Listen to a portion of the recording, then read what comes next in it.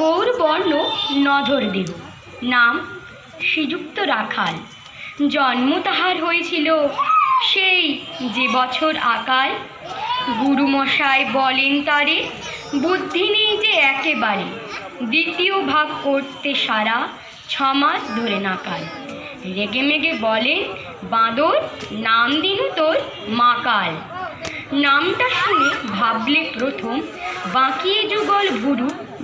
তারপরে সে বাড়ি এসে নৃত্য করল শুরু।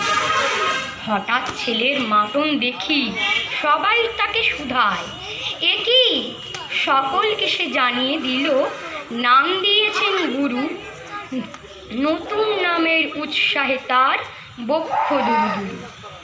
কোলের পরে বসিয়ে দাদা বললে কানে কানে, গুরুমশাই গাল দিয়েছেন, বুঝিস নি তার মানে?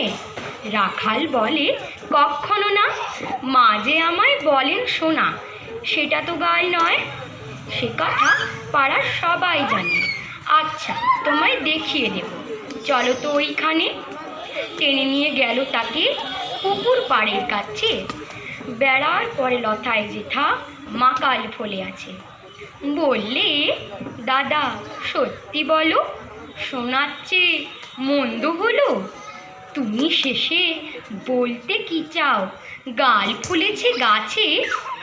মাকাল আমি বলে রাখাল দুহাত তুলে নাচে।